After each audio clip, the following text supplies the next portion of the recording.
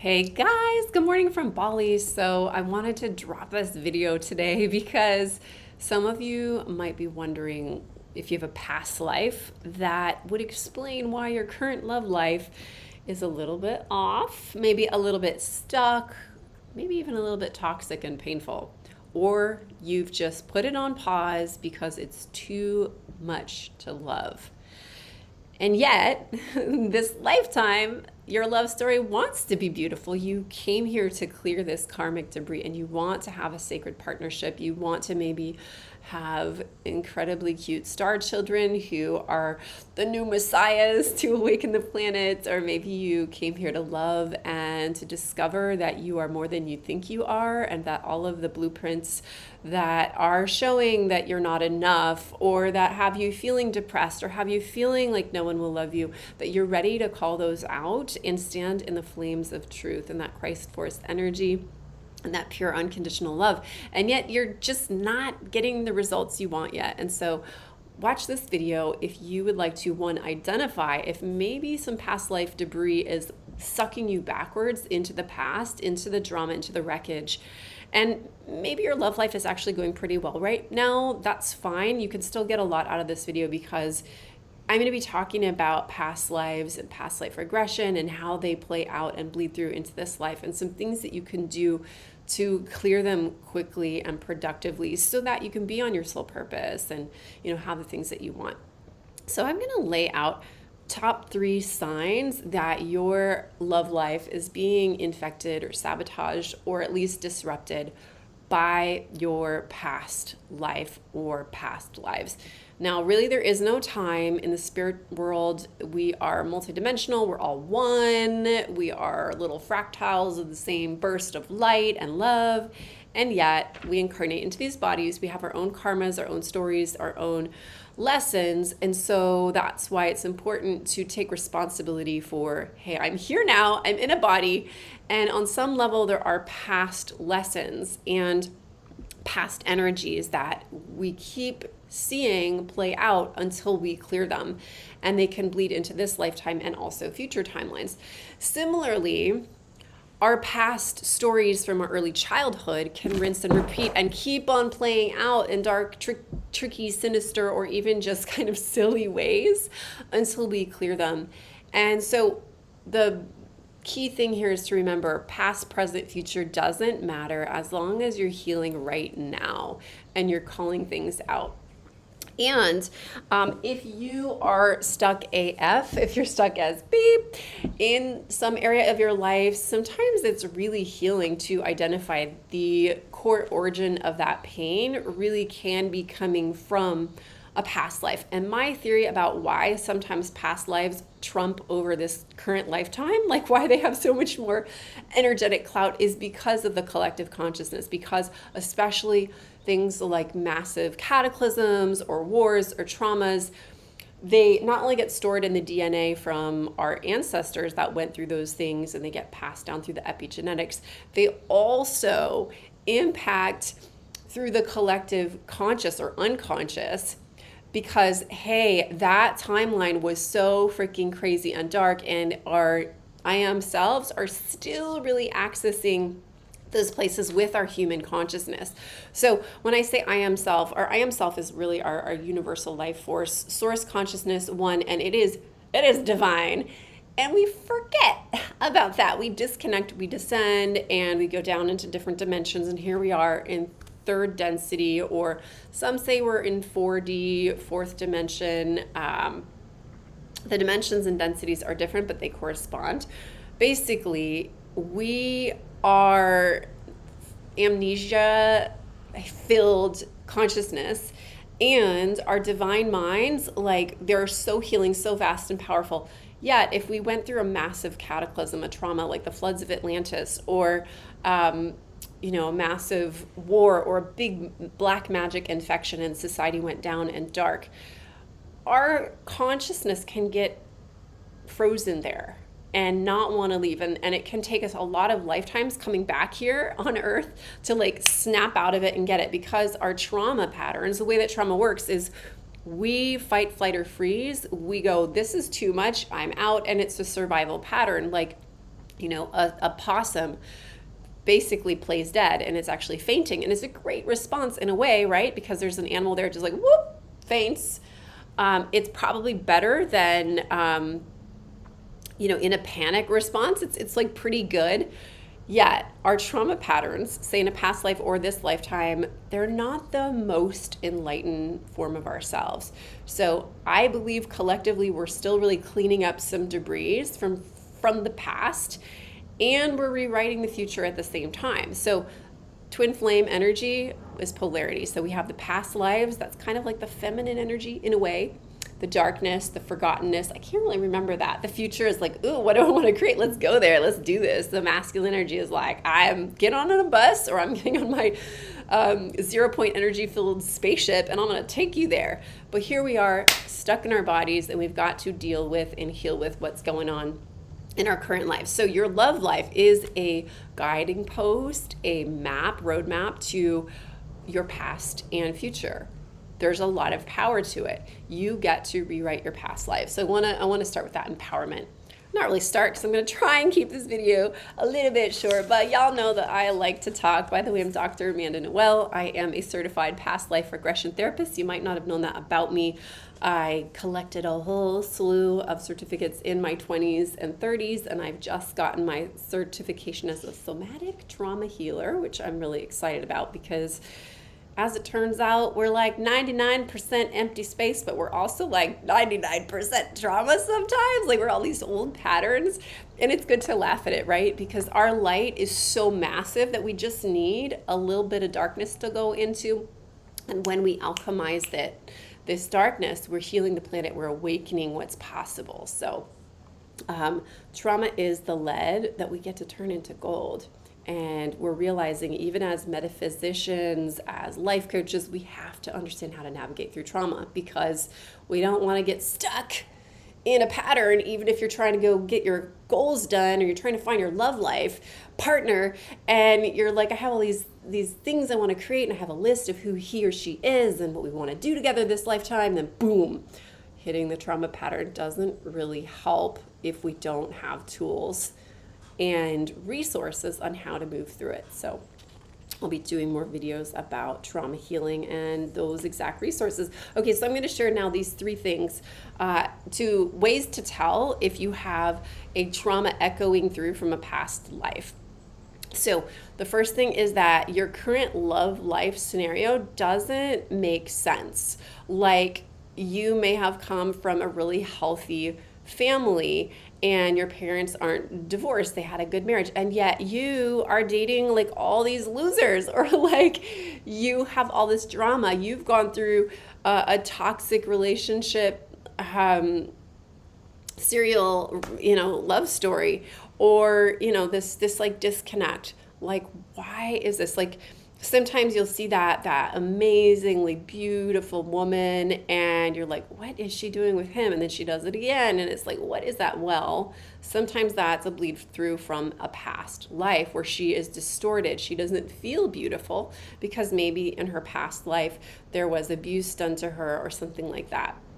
So if there's a major, like, this isn't clicking, why is my love life so, it just doesn't make sense, and you've been doing all the things you've been doing, your early childhood wounding, your inner child work, your therapy, your energy healing, and you're just like, I keep doing all this work and I can't move forward, good chance is that something happened in your past life that has not been healed and resolved. And I'll give an example of my own love story, is that I constantly was chasing after unavailable, attractive players. They were the guy that on paper every girl wanted. He was tall, he was handsome, he was successful, he was smart, he was confident, maybe a little cocky and arrogant, but I saw that as not narcissism. I saw it as an opportunity to rise as a queen, really not knowing that he was an energy vampire. And I say he, there were more than one, but that was my blueprint. And this pattern repeated, rinsed and repeated from pretty much kindergarten until my early 30s, where I had a crescendo of a buildup. And I ended up with somebody who I would guess is probably a narcissist, or at least his wounding ended up really draining my energy for 5 years, where I will say voluntarily giving my life force energy to him, because I was so in love with him. I wanted him so much, and he took and took and took. And it took me 5 years and actually meeting my current twin flame, where I was like, wait a minute. I have a partner who's showing up. I have a good man, a man that's never lied, cheated, stolen. He is pure, and I'm rejecting him because I'm still holding out on this guy that actually did all the wrong things. He left me to die. He left me on a hospital bed. Like, he left me with all these bills. He left me with this trauma. We created a rough situation together, and he abandoned me. And, that was his way. No judgment. Coward. No, just kidding.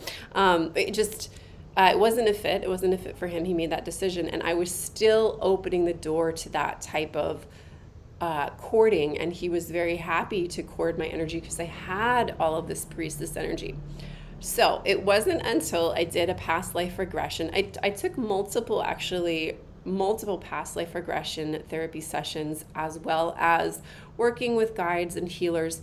So I want to insert this, that if you've worked with a past life regression therapist, or you have been working on yourself and you're like, I'm never going to get it. Well, believe me, I felt that same way, and I did get it. It wasn't really until I was ready. And it was ironic. I was leading a twin flame retreat in I think it was 2013. Hey babe, I'm making a video. Can you? Dan is here to fix the tub. Okay, well, I'll be off in 10 minutes or 5 minutes. 10 minutes? Yeah. There's a guy that's coming to fix our hot tub that we didn't invite. It's so funny how Bali works. People just show up. Anyways, clearing our past life energies takes also being in this present lifetime. So I'm sharing this story. Basically, I found out after multiple attempts at clearing past lives, and I had multiple past lives with this one particular person. And one of the worst lifetimes was I found out that we both got arrested for doing alchemy, and then we both died. And he was blaming me because I was the one that's like, we have to practice this. We have to be in our sovereignty. We probably won't get caught, And then we got caught, and then we both got beheaded. And he was like, I'm turning you in. So this lifetime, he threw me under the bus.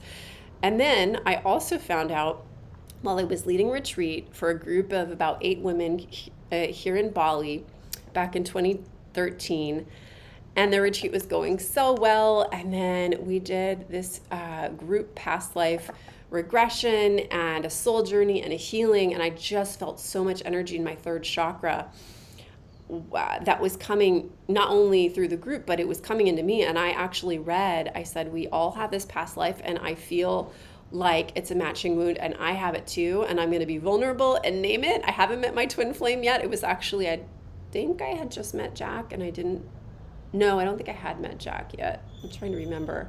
No, I had not met Jack yet. Maybe this was 2012. Anyways, so it was my first retreat leading this group of women, and I'm like, oh my God, I feel like a total fraud, and I want to share this with you ladies. I'm still stuck in a past life myself where I was married to a man in the Islamic faith, and I gave him my heart, and I had 3 of his children, and he went off. And I was so young. I was like 14 when we had our first kid, and maybe 14 to 16. I was totally naive. I thought he was my twin flame. I thought it was a divine God thing, and that I'd messed it up. And our children were mine to feed. And instead of going, you jerk, you left us, and this is not divine love. This is like procreation without, the conscious intention. And like, I let you go, I set you free. I was 14 to 16 in a very immature place in my soul. I was totally in love with him. And I was almost like laughing when I was snotting so much. I was crying. I was remembering how much pain I had in the regression. I was like, oh my God, he was just a player. And I thought he was freaking like Jesus, Allah, the sacred masculine. And he was just like he was maybe like a little bit older too. And he just wanted to bone. He wanted to go explore with different women. He didn't want the responsibility of fathering and parenthood. And it hurt our children. It hurt me. And this lifetime, I was like, oh, hey, maybe this is an opportunity to look at my choices better. I'm going to pick a great baby daddy. And my baby daddy, who just knocked on the door a second ago, he is an amazing baby daddy. He's so good with our daughter. When he has room to grow, he reads a parenting book. He hires a coach. He's in a father's circle. Like, he plays full out, and he provides for our family in the realms of love, finances, putting on Band-Aids even though he's scared of blood. It's one of those, he like faints around blood. And so, if it doesn't make sense, you might have an experience like I did where I had all these frogs. You try and kiss the frogs and like they just were only frogs. So that's because in a past life, I had not unbounded from this man that was a player, and he was taking advantage of a very chauvinistic male religion. At that time, it was like not a religion, a culture where it was fine to leave your wife and fine to leave her. And I ended up being a prostitute to keep our mouths fed. I had 3 children to feed, and I felt like total trash. And so this lifetime, I had body image issues. I had sexuality issues. I was like, I have to sell myself. I have to be sexy and like be your dream woman, instead of being like, you'll love me for who I am and you'll take care of our kids. And I can just like own that I'm a queen.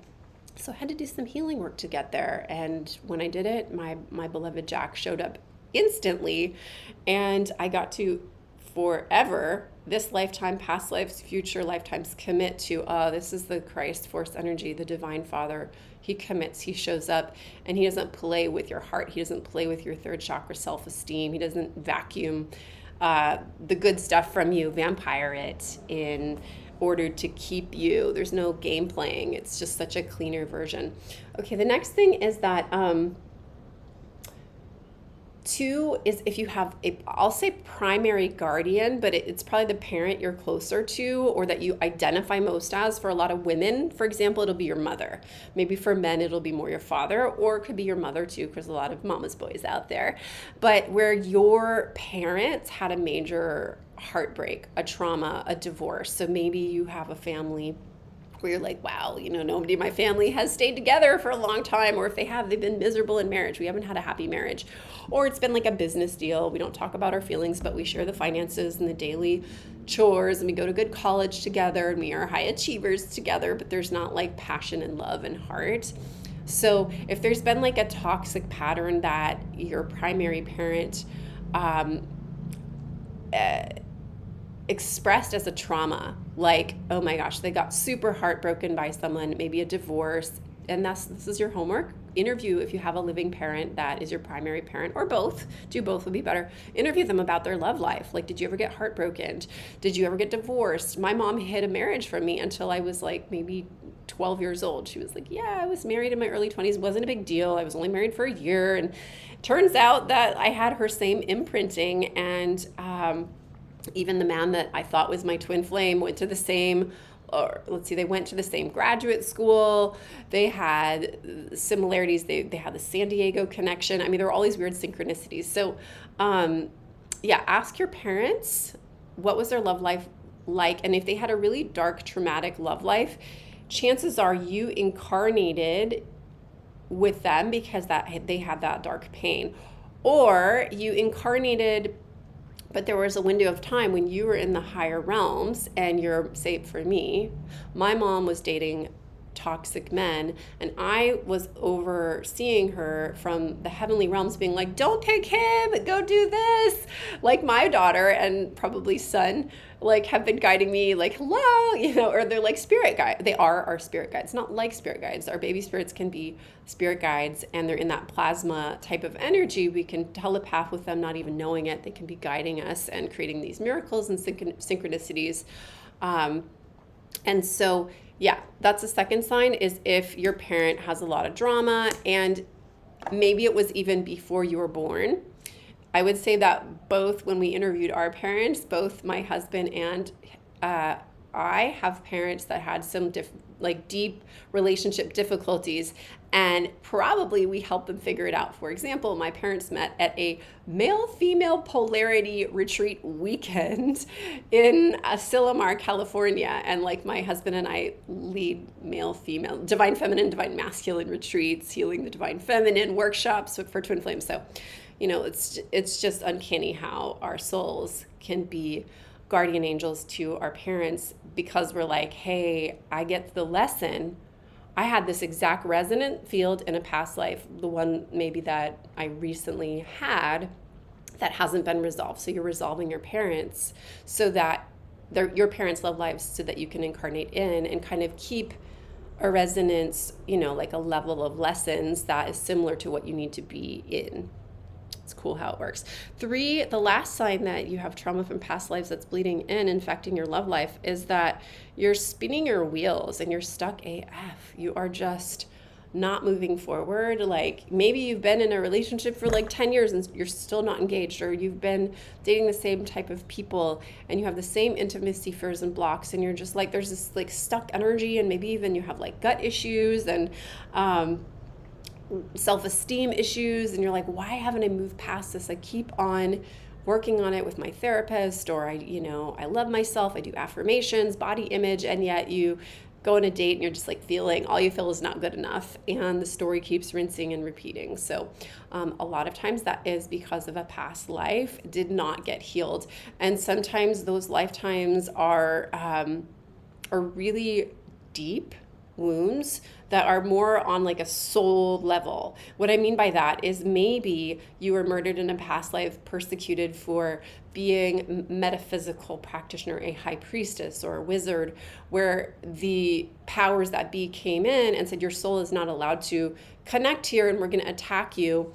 And so there were games that were played that impacted your love life, like maybe you were murdered, so you couldn't continue that lifetime and you never got to be with your person, and that like broken heart, or that heart that never got to experience love, is connected with your purpose work this lifetime, where you're meant to be a priestess, you're meant to rise and fearlessly share, heal, give. And so a lot of times it's like, why do I have a relationship block? Why am I so not lucky? Like, I know people that are 40-year-old virgins. They're like, what is wrong with me? I'm good looking, I have a good salary, I'm a great person. And they'll have this past life thing that's bleeding through a celibacy vow or something, because they have so much fear for being killed. So a lot of times our past lives have to do with fear of dying for standing in our power, and we have to work through that and stand in our true power and essence. And really, like twin flame energy, the sacred union, it's really like, you're not going to have to die for it, but there's this energy of like, I'm willing to die for God. I'm willing to like go all in and trust the universe, really. And the ego is like, but I might die, I might get heartbroken, I might not be okay. And it's like, well, we have to be smart. Like, we have to pick partners that are healthy for us. We have to learn the lessons and do our checkpoints and do our healing, as we also trust the universe and lean in and ask for help, ask for purification, ask for wisdom and support. And generally, I've found that it comes pretty quickly, even when there are trials and tribulations that I have with my current relationship or with my body, my spirit. There are things that just suck on earth. Let's be real. It's not always pretty.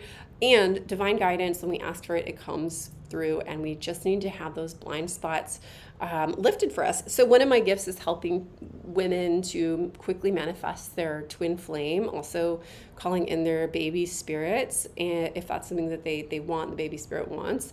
And so if you're looking for support and you have been stuck for a really long time, not to worry, I am here as a resource for you. I have private sessions, and I'll put the link in the description box below. You don't have to always work one-on-one with someone, but it oftentimes, for me and for my clients, in my experience, it saves a lot of time, especially if you've had a lot of time to simmer in your wounds and you've been going nowhere and it's been like a couple of lifetimes. You might want to just get a little push from somebody that's already there with their twin flame and who's helped thousands of women around the world in over 30 countries like myself, or someone that you feel guided to work with. So that's enough for now. Thank you for joining me. Thank you so much for doing this deep work on yourself and for bringing sacred love into this world. It's such a huge gift, and I don't take it lightly that you're so lightly and beautiful. All right, namaste. Bye for now. Namaste. Have a beautiful day.